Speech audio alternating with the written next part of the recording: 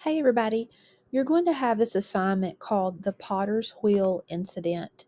And as you go through reading our book, you're going to see in chapters 8 and 9 that there is an incident with Jason involving a potter's wheel. So I've given you a picture here. It does say in the story that that the chair is attached to the potter's wheel. So I found this image. I don't know if this is the one that's depicted in the story, but this is a very antique one. I thought this was neat looking. So, as you read those pages again, 53, 54, 62, and 63, you're looking for the different perspectives or viewpoints of the potter's wheel incident. How does Jason perceive the story? And was it his fault? How does the teacher perceive the story? Was it her fault? How does mom see the story? And how does dad perceive the story? So in each box, you're going to type support from the story to give each character's point of view. Something to keep in mind is which one of those perspectives is actually the reliable perspective. So, a reliable narrator is one who can be trusted to reveal the story in a trustworthy manner. An unreliable narrator, on the other hand, cannot. So, within the Potter's Wheel incident, who is the reliable person in that incident? Whose story can we trust? Is it Jason, the teacher, mom, dad?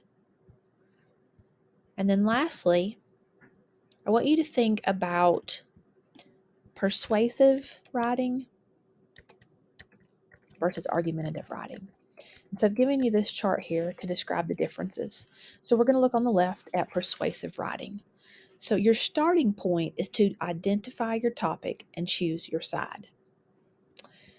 Your purpose is to get the reader to agree with your opinion. And some techniques would be to combine certain facts with emotions and to convince the reader that the author is right. Persuasive writing will be emotion based. It presents only the ideas that help establish a position. It represents only one side, the author's side, and it makes claims without evidence.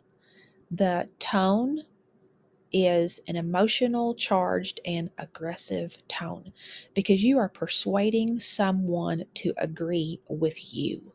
And the way that you persuade them is you um, go at their emotional side and get them to feel internally those same feelings that you feel. Now, the difference for argumentative is that you identify your topic and you research it and you give some fact based research and reasons. So you get the reader to recognize your side or argument is valid. And you do that by, again, showing facts. You give the reasons, the evidence. It's logic based, whereas persuasive writing is emotion based. Argumentative writing, it may compare ideas to establish your position. You may present multiple sides, but it is clear which is the author's side, and it always provides evidence. There's a calmer tone of voice for an argumentative essay, just trying to get the reader to acknowledge the author's side is worthy of consideration.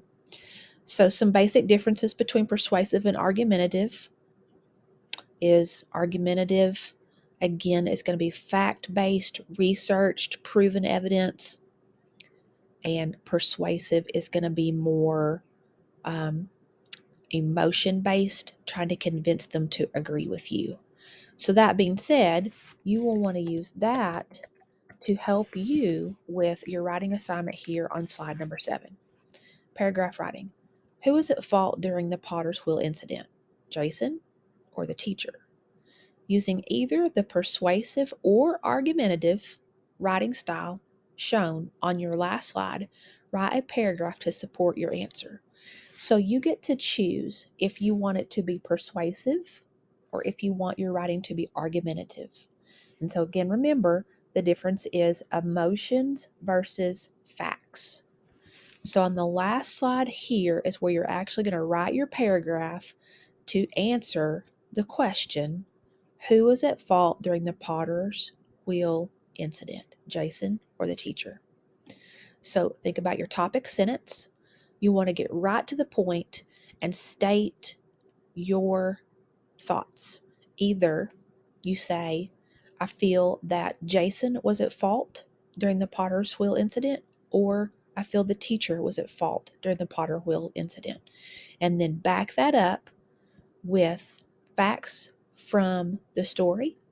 Back it up with your emotions, the characters' emotions, and how the characters felt during that whole situation. So, write a paragraph again to answer this question: whose fault was it? Was it Jason's fault? Did he do all of it? Or was it the teacher's fault? And then remember to submit your Google slide when you're finished.